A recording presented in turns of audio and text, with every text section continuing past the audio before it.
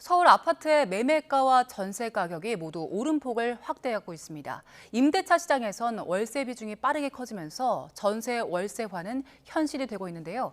관련해서 주원 현대경제연구원 연구본부장과 알아보겠습니다. 어서 오세요. 네, 안녕하십니까. 네. 일단 양도세 중과한 지 이제 한 달 정도가 지났는데 서울 강남권도 크게 오르고요. 특히 외곽의 움직임이 눈에 띄더라고요. 얼마나 올랐습니까? 이제 서울 같은 경우는 이제 아파트 전셋값이 10년 만에 최대 상승폭, 이제 전세가. 전주 기준으로 0.3%까지 올랐고요. 서울 아파트값 전체는 0.27%인데, 그러니까 지난주보다는 커지는 상황이죠. 근데 강남 쪽은 살짝 좀 증가율이 둔화되는 모양새고, 이게 이제 풍선 효과라 그러죠. 예. 강남을 벗어난 이제 서울 북부 지역, 그다음에 그 주변 지역으로 좀 가격들이 상승세가 상당히 좀 빨라지고 있는 이제 그런 모양새고, 결국은 지금 수급의 문제였던 것 같아요. 정부가 부동산 시장을 잡기 위해서 상당히 각종 규제라든가 대출을 억제하는 정책을 냈음에도 불구하고 공급이 안 되다 보니까, 네. 예. 그래서 서울 지금 뭐 북부 지역 같은 경우는 이제 한강 이북 지역 같은 경우는 상당히 저도 좀 놀랐습니다. 이렇게까지 풍선 효과가 빠르게 지금 나가고 있는지는. 그러니까 강남 쪽에 매매가 안 되니까 네. 그 매매 수요가 이제 그쪽으로 넘어가는 거거든요. 이게 전형적인 풍선 효과가 네. 상당히 지금 나타나고 있습니다. 그 수치를 좀 보면 서울 아파트는 0.27% 한 주 만에 올랐는데 동대문 0.39% 올랐고 도봉도 그렇게 올랐습니다.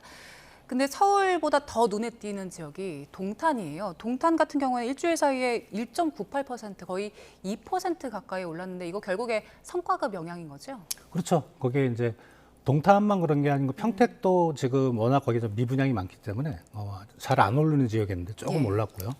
동탄이 이제 저번 주에 1.98% 이게 그러니까 2%가요. 1.98이 2%인데 한 주 만에 오른 겁니다. 그 1년으로 치면은 270%입니다. 아. 그러니까 예를 들어 10억짜리가 그렇죠. 예, 예. 27억짜리가 되는 거죠. 이런 숫자는 강남 쪽에서도 보기 좀 힘들었던 그런 숫자거든요.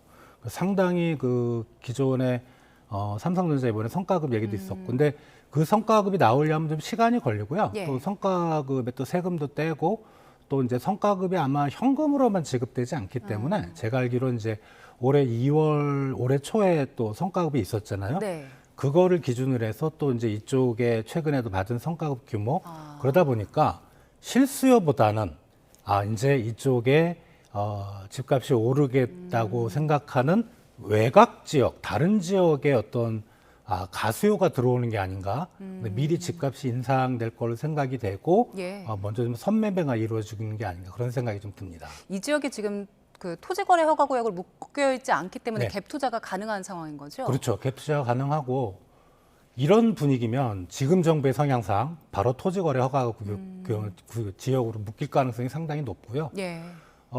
그렇다면은 이게 분위기가 결국은 실수요자들이 거기 매매를 많이 해야 되는데, 근데 우리가 투기 수요, 가수요하고 실수요를 구분하기가 되게 어렵습니다. 예.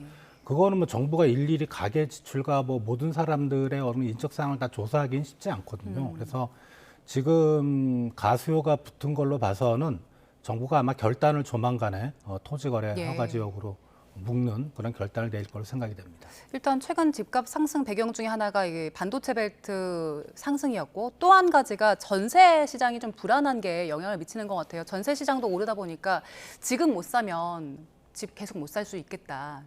그렇기 때문에 또 전세 시장을 살펴봐야 될 것 같은데 전세 시장도 크게 올랐더라고요. 이번 주 서울 0.32% 전세 시장 올랐습니다. 어떻게 보셨습니까? 지금 전세 가격이 계속 지금 예. 올라가는 추세인데 이게 결국은 역시 수급의 문제인 것 같아요. 수급의 문제에다가 최근에 이제 정부가 시장 규제에 들어가는 것 중에 하나가 실수요자, 그러니까 실거래를 해야만 된다. 그런 규제가 들어가면서 이게 서로 상승작용을 하는 것 같아요. 근데 네. 그러다 보니까 전세 매물은 점점점 없어지는 거고요. 그래서 서울 지역은 제가 알기로는 애지간한 지역에서는 지금 전세 물량을 구하기가 상당히 힘듭니다. 보통 이제 전세 물건이 하나 나오면은 막 그 들어가려고 하는 세입자들이 줄을 선다 그래요. 네. 그러니까 그게 결국은 상당히 좀 전세 가격을 올리고 전세 가격이 또 매매 가격을 올리는 이제 그런 상황으로까지 이어지고 그러면 이제 집이 없으신 분들은 네. 아, 이게 전세가 문제가 아니고 결국은 이게 나중에 이제 5년 뒤, 10년 뒤에 집을 살 때 집값이 폭등하겠구나. 이런 이제 논리로밖에는 이제 해석이 안 되는 그런 부분이기 때문에 지금 부동산 시장은 상당히 그 수급 불안으로부터 시작된 불안, 그 전체적인 불확실성이 상당히 높은 상황입니다. 네. 전세 시장 말씀하신 것처럼 일단 물량 자체도 없고 많이 오르는 상황인데 그 영향 때문에 월세 시장도 들썩이고 있는 것 같아요. 월세 시장 비중 자체도 커졌다고요? 예, 지금 뭐 반반까지도 뭐 서울 지역 같은 경우는 전세, 월세. 그게 당연히 전세 물량이 없으니까 이제 월세라도 들어가야 되는 거 아니겠습니까? 근데 전세와 월세가 뭐 어차피 들어가는 돈은 비슷하지 않냐. 시청자분들이 뭐 그게 월세로 가는 게 뭐가 문제냐 이렇게 생각하실 수가 있는데 근데 우리가 좀 약간 우리가 집을 이제 뭐라 그럴까 장만하는 그 순서를 보면 먼저 전세로 가죠. 예. 왜냐하면은 이자는 안 들어가지만 전세의 어떤 대규모 자금이 묶이잖아요. 묶이면 못 씁니다. 그 가게가. 그리고 나중에 이제 좀 더 일을 해서 돈을 열심히 벌고 그러면 전세 자금 들어갔던 거 플러스해서 이제 분양을 받는 신규 아파트를 이제 그런 식으로 올라가는데 네. 월세로 들어갔을 때는 그 전세 자금에 들어가는 그 큰 규모의 돈을 자기가 정말 큰 마음 먹고 통장에다가 이거 10년 뒤, 20년 뒤에 찾는다 이렇게 딱 묶어버리면 되는데 그렇게 되지 않아요. 또 사실 네. 보면 그 목돈을 마련하기가 참 힘든 게 월세고요. 그리고 월세의 어떤 월세의 상승률을 보면 이게 이제 이자율보다 조금씩 높아요. 그러니까 결국은 월세 들어가면 그러니까 전세는 전세 자금은 이자율하고 비슷해지는데 네. 월세는 사실 뭐 이것도 뭐 2년 계약 뭐 그 기간에는 못 올리는 뭐 그런 제도는 있긴 하지만 상당히 좀 월세는 유동성 사람들이 많이 왔다 갔다 거리고 그러다 보니까 이게 좀 상승률이 제가 보기에는 좀 상당히 높기 때문에 그러니까 월세는 이게 서민들한테는 월세 비중이 높아졌다는 게 결코 좋은 일은 아닌 주거비 부담이 높아지는 예. 그런 영향으로 생각됩니다. 말씀하신 것처럼 뭐 결국에는 가계의 그 주거비 부담 높아질 수밖에 없는 상황인데 앞서 짚어주신 것처럼 전세 시장 자체가 그 주거 사다리 역할을 해왔는데 지금 정부 입장에서는 이거 전세는 사금융이고 사라질 것이다라는 게 입장이잖아요. 그리고 국토부에서도 입장 밝힌 거 보니까 이렇게 월세화 되는 게 결국에 구조적인 변화다. 1인 가구 늘었고 전세 사기 때문에 결국에 월세 선호하고 또 매매 선호하는 수요 느는 거다 이런 입장을 밝혔는데 여기에 대해서는 어떤 입장이세요? 반은 맞고 반은 틀리다고 생각을 해요. 이게 그동안 우리가 이제 몇십 년 동안 이제 우리 전세, 월세 이런 시스템으로 계속 이어졌잖아요.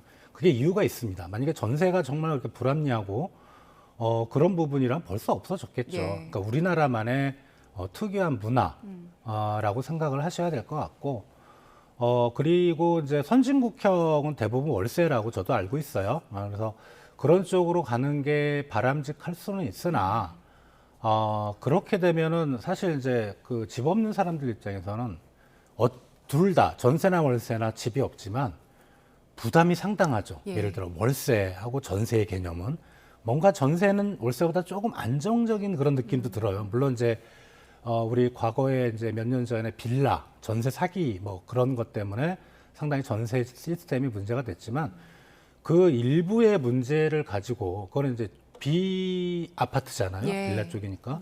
전체 우리 전세 시장을 자꾸 폄하해서는 안 될 것 같고 정말 문제가 있다면 어디가 문제고 실제 우리 집 없는 사람들은 어떤 문제점이 해결됐으면 좋겠고 정말 정부가 생각한 대로 전세가 월세 시스템으로 넘어가기 위해서는 이게 상당히 제도적으로 뭔가 많이 바뀌어야 됩니다. 그리고 자금도 많이 이동돼야 되고 정부의 어떤 시각도 많이 바뀌어야 되거든요. 그러니까 정책 담당자들도 그게 정말 월세를 전부 바꾸자 이렇게는 생각은 안 할 것 같아요. 그러니까 그런 부분에서 뭔가 차근차근히 올라가야지 뭐 이게 전세가 없어져야 되고 전부 월세로 바뀌어야 된다. 이거는 좀 너무 극단적인 생각이 아닌가 저는 그렇게 생각이 됩니다. 좀 속도가 문제인 것 같은데 당장 실수요자 입장에서는 집에 들어가야 되는데 월세도 너무 올라버리고 전세도 비싸고 이러면 대책 마련을 하긴 해야 될 것 같거든요. 어떻게 해야 됩니까? 지금 사실 이제 공급 대책이 중요한데 뭐 지금 오세훈 서울시장도 그렇고 그다음에 국토부에서도 수도권 지역에 공급을 하겠다고 밝혔는데 이게 분위기가 뭐 오세훈 서울시장의 지금 공약도 보면은 2030년인가 31년에 뭐 30만 호? 예. 준공이 아니고 착공이에요. 그러니까 그 말은 뭐냐면 공급이 이제 잘 안 된다는 거죠. 예. 근데 이제 공급이 안 되는 걸 우리가 뭐라고 이제 할 수 없는 거, 물리적으로 안 되는 거니까. 그렇다면은 조금은 이제 서울 시내 재건축 재개발 이런 거를 좀 빨리빨리 할 필요가 있을 것 같아요. 그래서 그걸 하면서 정부가 원하는 월세 비중을 높이는 거 월세로 다 돌리면 되는 거고. 그런데 이제 서울시를 보면은 우리가 뭐 언론에 이제 서울시 전경 사진을 보면 아파트만 쭉 있는 것 같지만 사실 빌라 다주택도 엄청 많습니다. 비아파트들. 예. 그런 쪽에 대한 지금 전월세 수요도 상당히 높아지고 있다고 하거든요. 그래서 그런 쪽을 좀 활성화할 수 있는 공급이 되기 전에 예. 이제 그런 좀 보완적인 대책도 좀 필요하다고 생각이 됩니다. 예. 지금 일단 부동산 시장 이렇게 들썩이는 이야기를 해봤는데 근데 가계대출 상황 보니까요. 주택담보대출보다는 신용대출 쪽이 눈에 띄더라고요. 신용대출 지금 이번에 는 게 가계대출이 한 9.3조 늘었는데 그중에 한 3.4조가 신용대출이었습니다. 결국에 이게 B2 영향인 겁니까?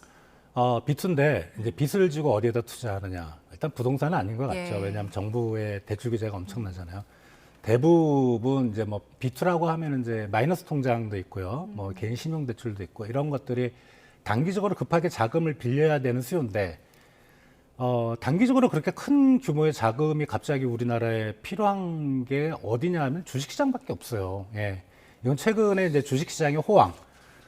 그리고 이제 우리 증권사의 신용융자라 그래서 일정 부분 대출을 받을 수 있는 부분이 네. 있는데 그걸 넘어서서 이제 대출을 받고 싶은 거죠.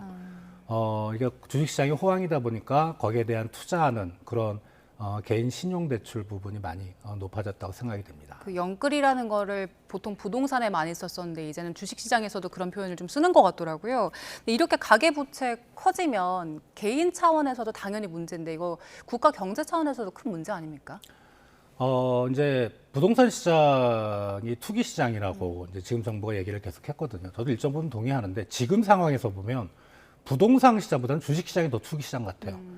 정부가 레버리지 상품도 이제 내놨고요. 허가를 해줘서. 그리고 이렇게 개인들이 거기에다가 이제 빚을 내서 투자를 했는데 분위기가 주식 시장이 계속 올라만 준다면 전혀 문제가 안 됩니다. 개인의 소득도 늘고. 근데 가격 변동성을 보면은 네. 주식 시장의 가격 변동성은 항상 부동산 시장보다는 클 수밖에 없어요. 뭐 어떨 때는 하루에 10%가 올라가잖아요. 주가가. 부동산 시장은 그러진 않거든요. 그래서 그런 변동성이 올라갔다가 그렇게 오르는 거는 언젠가 또 그렇게 떨어질 수도 있는 거고 최근에 우리 이제 일주일 사이에 뭐 하루 올랐다 하루 떨어지고 하는 거를 보셨는데 뭐 네. 매도 사이드카 걸린 다음에 또 그 다음에 매수 사이드카가 열리고 그런 부분 생각할 때 이 부분이 만약에 주가가 올라져서 꾸준히 올라져서 B2가 문제가 안 될 수도 있지만 반대로 주가가 어느 순간 예를 들어 미국의 우리 9.11 사태가 터질 줄 몰랐잖아요. 예. 코로나 사태가 터질지 몰라요. 그런 사태가 터지면 정말 상당히 좀 그 개인도 그렇고 국가 경제 전체적으로도 그렇고 상당히 좀 고생을 하는 그런 시간이 나올 수가 있습니다. 이번 주 그 하락 장세에서는 주식 강제 처분된 금액들도 상당히 늘어나면서 시장 변동성 더 키우기도 했던 것 같은데 일단 정부에서도 지금 상황을 심각하게 보는 것 같고 금융당국에서 일정 그 관리 체계 돌입을 한다고는 하는데 정부에서 내놓은 그 대응책이 어느 정도 효과를 보일까요? 정부가 이제 그 레버리지 투자에 대해서 최근에 이제 좀 얘기를 한 것 같아요. 금감원에서. 그리고 뭐 주기적으로 금융회사들의 어떤 그 개인들에게 주는 신용 이런 것도 좀 관리를 하겠다고 하는데 관리인 거죠. 우리나라 금융회사가 엄청 많지 않습니까? 네. 그런 관리를 한다고 한들 개인들이 정말 안 들어갈까? 그거는 이제 예를 들어 증권 투자회사의 개인들이 이제 신용융자 같은 그런 부분이고 은행에서의 어떤 아까 말씀하셨던 마이너스 통장이나 이런 거는 어떻게 왜냐하면 자금 용도를 알 수가 없잖아요. 네. 네. 그걸 막을 수도 없는 거고 일정 요건만 되면 은행은 이제 빌려줘야 되는 부분이고 과연 이제 개인들의 요 주식시장에 대한 B2 정부의 어떤 최근의 어떤 그런 B2를 우려하는 그런 규제 이런 것들이 영향을 줄 수 있을까? 저는 좀 회의적이라고 생각이 됩니다. 그러면 일단 추가적인 대책들을 조금 더 모색을 해봐야 되는 상황인 거네요. 기본적으로 예. 저 B2를 막으려면 네. 그리고 부동산 시장이 최근에 좀 움직임을 막으려면 금리를 빨리 올려야 됩니다. 금리. 근데 과연 금리를 빨리 올 수 있을까? 예. 물론 이제 중앙은행인 한국은행의 통화 정책은 정부로부터 독립이지만 여론으로부터 독립은 아닙니다. 금리를 빨리 오면 아우성이죠. 예. 가계부채 많으신 분들. 그리고 이제 최근 보면은 K양극화라서 반도체는 좋지만 나머지 사람은 상당히 힘들거든요. 어떻게 보면은 기업들이 어려운 산업들 같은 경우는 기업들이 대출로 버티고 있는 건 거기서 금리가 오른다? 그럼 실물 경제가 더 망가질 수 있거든요. 그래서 중앙은행의 금리 정책이 유일한 대안이긴 하지만 엄청난 부작용도 있다. 이게 상당히 좀 고민되는 부분입니다. 그리고 전 세계 투자자들이 관심을 갖는 이슈여서요. 그 스페이스X 상장 이야기도 좀 해볼 텐데 역대급 IPO인데 여전히 과대평가 논란이 있긴 하더라고요. 상장이 되면 우리 시장에 어떤 영향을 일단 미칠 거라고 보십니까? 일단은 그 글로벌 시총 1위 기업은 엔비디아고 그냥 5조 달러 정도 되는데 요번에 이제 스페이스X가 한 1조 8천 조금 안 되는 억 달러 그 시총 한 12위 정도 된다고 하거든요. 1조 네. 8천이 어느 정도 규모냐면 삼성전자가 1조 달러, 그리고 하이닉스가 삼성전자의 80% 정도 지금 시총 올라와서 한 8천억. 그러니까 하이닉스가 한 2, 3년 전에는 삼성전자 20%밖에 안 되는데 많이 쫓아왔어요. 언젠가는 아마 하이닉스가 삼성전자 시총을 뒤집을 것 같은 생각이 들고요. 삼성전자 하이닉스 합한 거 규모입니다. 엄청난 규모거든요. 근데 이게 제가 생각하기에는 IPO 상장하기 직전에 자금이 필요한 거잖아요. 네. 그러다 보니까 최근에 우리나라 주식시장이 흔들렸던 것도 일정 부분 영향을 받았고 그리고 과거에 그런 큰 기업들이 미국 증시에 상장될 때는 상장하고 나서 어느 정도 한 뭐 길지 않은 것 같아요. 시간이 지나면은 다시 또 자금이 기존에 들어왔던 그런 시장으로 들어가는 걸로 봐서는 지금 많이 흔들렸던 건 이미 영향을 받았던 것 같고 이게 IPO 스페이스X 상장이 우리나라 증시 앞으로는 예. 아주 큰 영향은 미치지는 않을 수도 있다. 다만 이제 개인 투자자들이 저 주가가 올라가면은 미장을 많이 할 수는 있겠으나 기관 투자자들의 입장에서는 자금이 크게 움직이지는 않을 거로 생각이 됩니다. 이미 영향은 미쳤고 앞으로는 큰 영향 미치지 못할 것이다. 알겠습니다. 자, 여러 가지 경제 이슈들 살펴봤습니다. 지금까지 주원 현대경제연구원 연구본부장과 함께했습니다. 고맙습니다.